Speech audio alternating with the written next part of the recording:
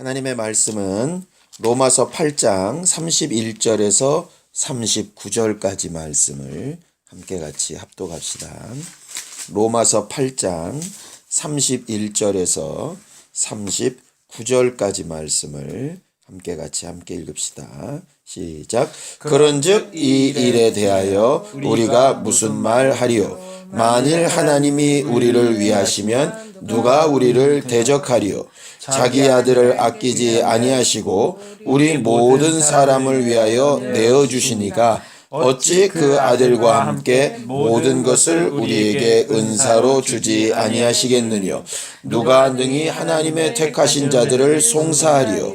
의롭다 하시니는 하나님이시니 누가 정죄하리요? 죽으실 뿐 아니라 다시 살아나시니는 그리스도 예수시니 그는 하나님 우편에 계신 자요 우리를 위하여 간구하시는 자시니라. 누가 우리를 그리스도의 사랑에서 끊으리요? 환난이나 공고나 핍박이나 기근이나 적신이나 위험이나 칼이랴. 기록된 바 우리가 종일 주를 위하여 죽음을 당케 되며 도살할 양같이 여김을 받았나이다 함과 같으니라. 그러나 이 모든 일에 우리를 사랑하시는 이로 말미암아 우리가 넉넉히 이기느니라. 내가 확신하노니 사망이나 생명이나 천사들이나 권세자들이나 현재일이나 장래일이나 능력이나 높음이나 깊음이나 다른 아무 피조물이라도 우리를 우리 주 그리스도 예수 안에 있는 하나님의 사랑에서 끊을 수 없으리라. 아멘. 우리 하나님은 믿음을 기뻐하시는 하나님이세요. 너무 잘 알고 있는 말씀처럼 히브리서 11장 6절에 믿음이 없이는 하나님을 기쁘시게 하지 못한다.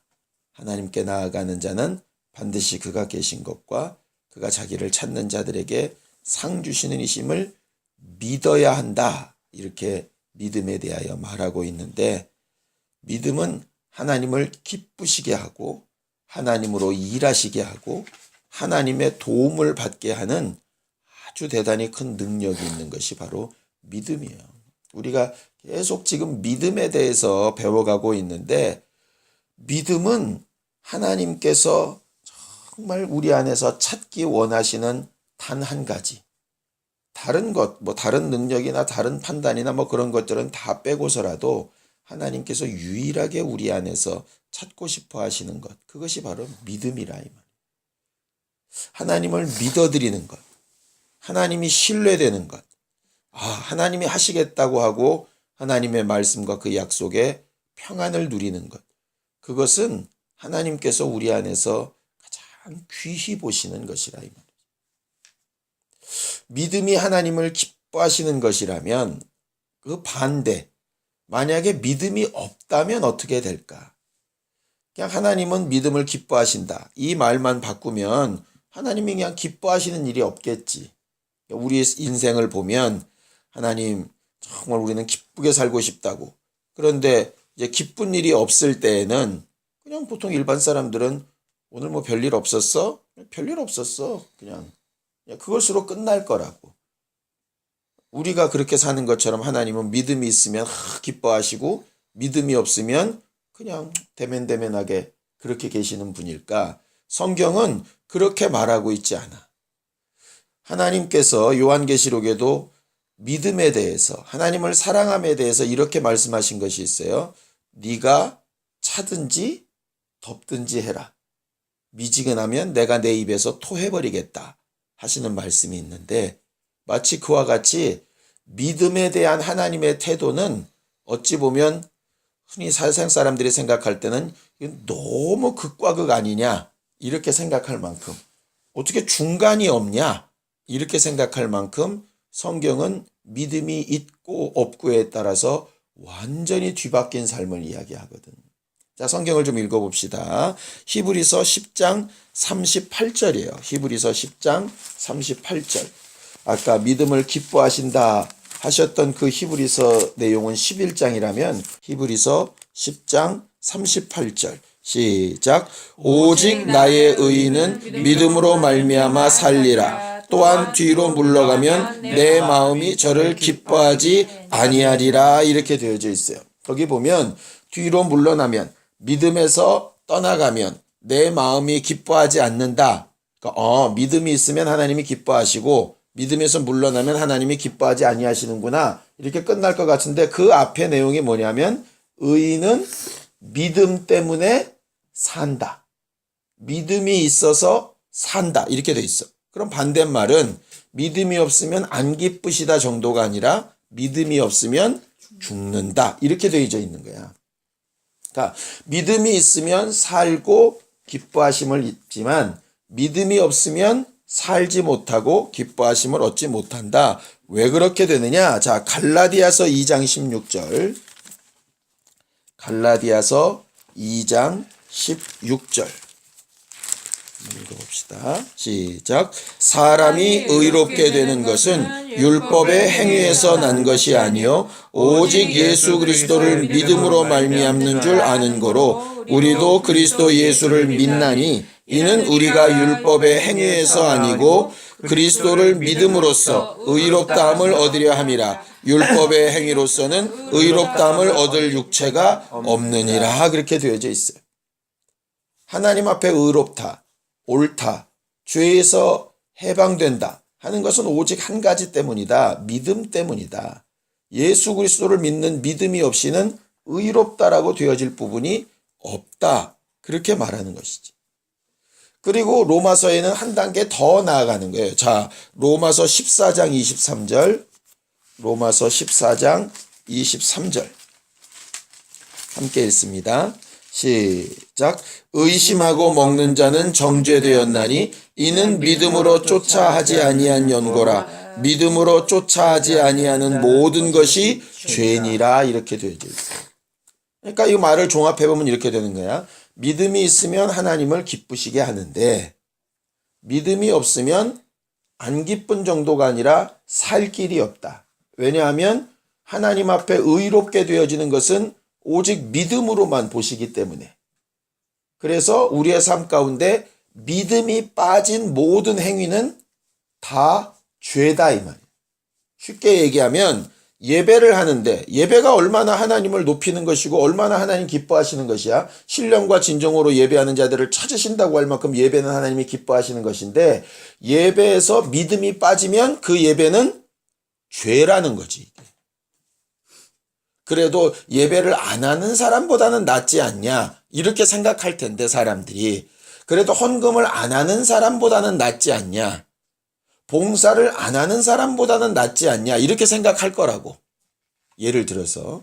그런데 믿음으로 하지 않는 봉사, 믿음으로 하지 않는 헌금, 믿음으로 하지 않는 예배는 도리어 죄를 짓는 거다 이렇게 말한다고. 그러니까는 예배를 하지 않고 헌금하지 않고 봉사하지 않는 죄나 믿음이 없이 하는 죄나 다 죄다 이 말이에요. 그러니까는 어떤 사람은 안 하고 죄를 짓는 것이고 어떤 사람은 하고 죄를 짓는 것이고. 그런데 안 하고 짓는 사람은 내가 안 했구나 해서 회개할 기회라도 있는데 하고 죄를 짓는 사람은 내가 다 했는데 왜 날 갖고 그래 이렇게 된다 이 말이지. 그러니 성경은 스스로 속이지 말라고 하는 거예요. 스스로 속이지 말라. 네가 믿음으로 하고 있는 것처럼 스스로 속이지 말라. 하나님은 만홀히 여김을 무시당하지 아니하시는 하나님이시다. 그러니 네가 무언가 할 때 내가 정말 믿음으로 하고 있는지 아니면 너를 드러내려고 하고 있는 것인지 아니면 그냥 궁시렁궁시렁 대면서 투덜투덜 대면서 왜 안 알아주냐고 막 이렇게 하고 있는 것인지 그거 잘 돌아봐야 한다 이 말이에요. 하나님께서 예수를 통하여 바리새인이나 서기관들을 책망하신 이유는 그런 것 때문이었어요. 믿음과 상관없이 열심히 뭔가 하고 있는데 그것은 도리어 죄라 이 말이죠. 또 이 말을 잘못 오해해서 그럼 믿음 없이 할 바에는 안 하는 게 낫겠다. 또 그런 말을 하라는 것은 아니야. 무엇을 하되 믿음으로 해야 된다는 거지. 믿음으로. 왜 간혹 그런 경우 있잖아요. 친구한테 뭘 부탁을 했는데 친구가 정말 입에 가득하게 불평하고 얼굴 표정 정말 썩은 듯하게 해가지고 설렁설렁 이렇게 하는 것도 아니고 안 하는 것도 아니고 그러고 있으면 당연히 우리 입에서 나올 말은 하나밖에 없어. 야, 그렇게 하려면 하지 마. 그게 뭐냐 하는 것도 아니고 사실 내가 다 한다. 하나님의 마음이 똑같으실 거라. 이만큼 믿음은 하나님 앞에서 절대적인 부분이에요. 절대적인 부분. 그래서 예수께서 성령이 오셔서 의에 대해서, 죄에 대해서, 심판에 대해서 가르치실 텐데, 죄가 뭐냐? 너희가 나를 믿지 않는 것이 죄다. 이렇게 딱 한마디로 죄를 정의하실 만큼 믿음에 대한 부분은 하나님께서 너무나 분명하게 판단하시는 부분이라 하는 것이죠.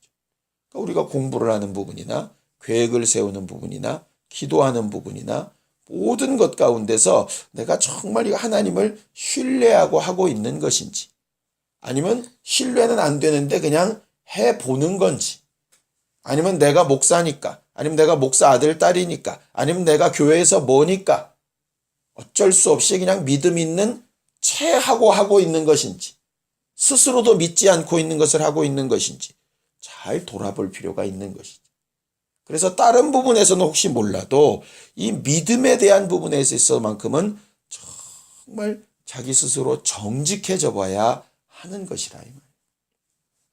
하나님은 믿음만 있다면 하나님의 모든 것을 다 주고서라도 아까워하지 아니하시는 분이세요. 왜 그러시냐? 오늘 성경 본문에도 있는 것처럼 하나님이 우리에게 자기 아들을 내어주신 분이라 그랬어요.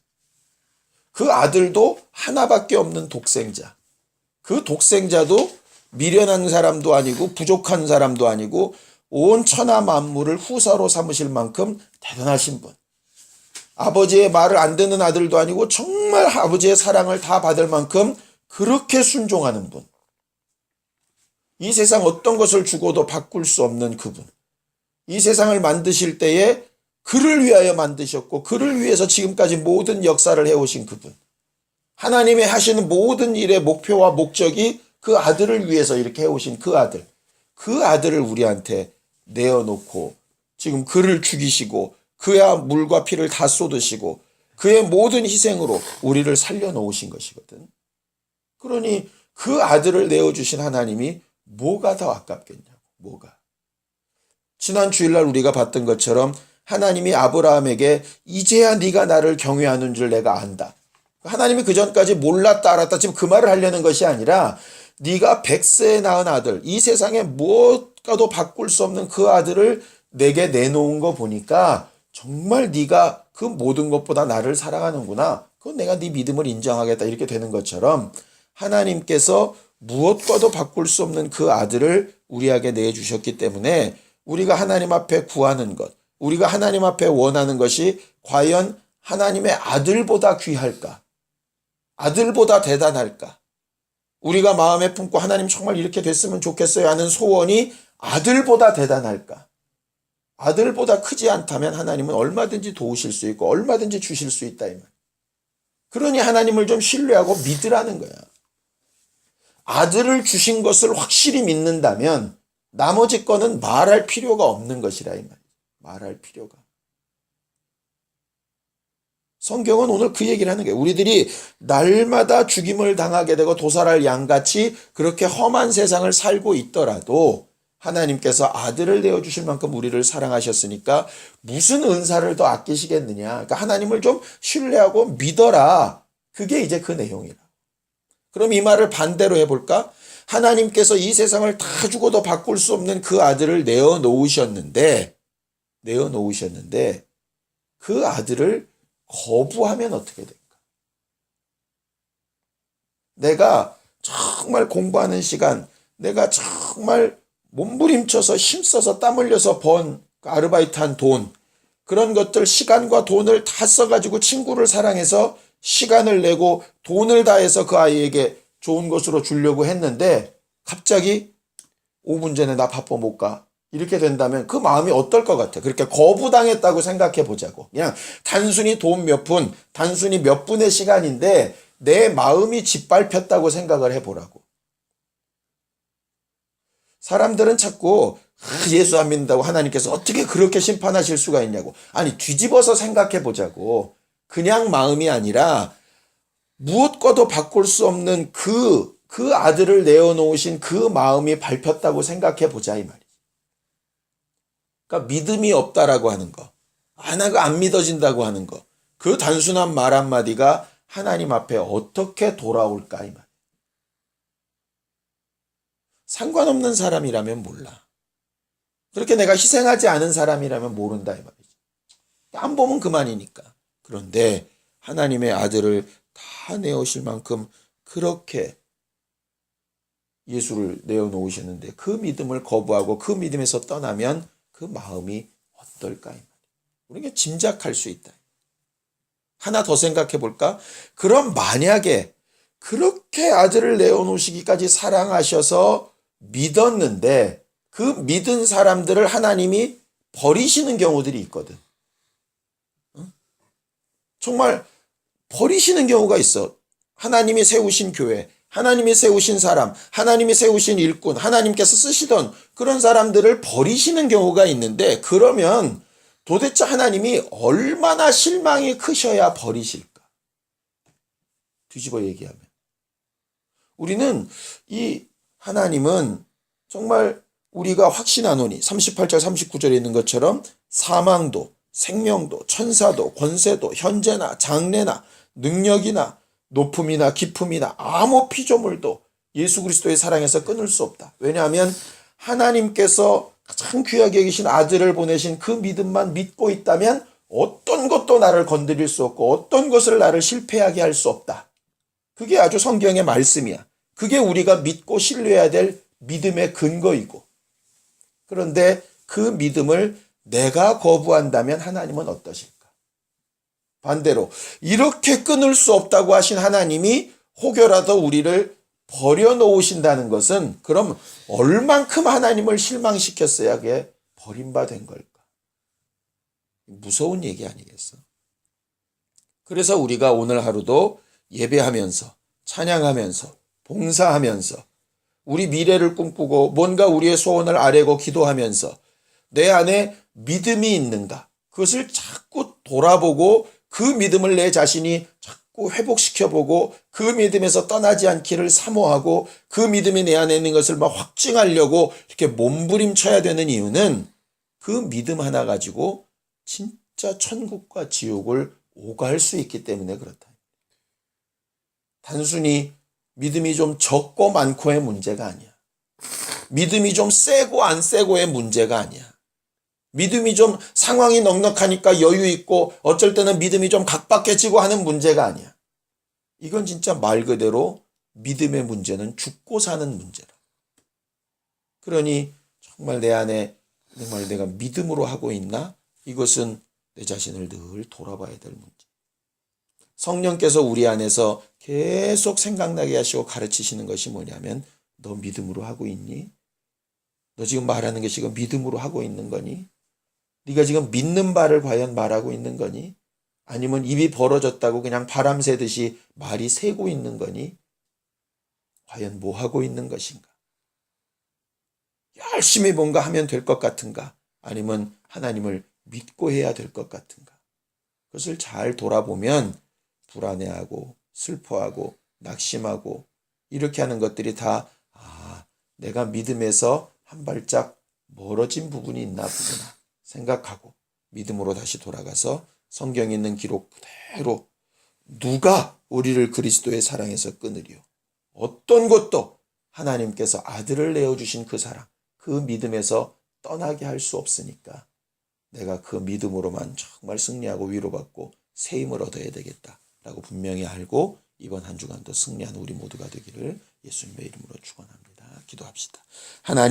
하나님께서 우리와 함께 하시고 우리가 부족하고 연약하고 정말 많이 미련하지만 그래도 예수 그리스도를 주신 그 사랑, 그 하나님의 아들을 내어주시기까지 우리를 사랑하신 그 큰 사랑을 믿고 의지하며 여기까지 왔사오니 오늘도 또 장래의 일도 하나님께서 우리와 함께 하시고 우리에게 가장 좋은 것, 가장 귀한 것, 아들보다 더 나은 것이 없기에 모든 것을 우리와 함께 하시고 도우시고 후원하실 것을 믿고 신뢰하며 담대히 신앙생활하는 우리 모두가 되게 도와주시옵시고 일평생 그 믿음에서 떠나지 않고 무슨 일을 하든지 말에나 어떤 일에나 하나님을 믿고 신뢰하는 것으로 행할 수 있는 성령 충만한 믿음의 사람들이 다 되도록 우리 모두를 도우시고 역사하여 주시옵소서. 예수님의 이름으로 기도하였습니다. 아멘. 하늘에 계신 우리 아버지여, 이름이 거룩히 여김을 받으시오며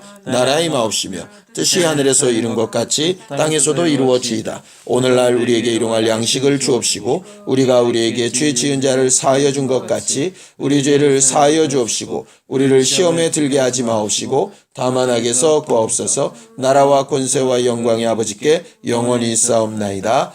아멘. 이제는 우리 주 예수 그리스도의 은혜와 하나님 아버지의 극진하신 사랑과 성령님의 감동하시고 역사하시는 분명한 증거가 오직 믿음으로 살려고 하는 우리 모두 위에 이제부터 영원까지 함께 있을지어다.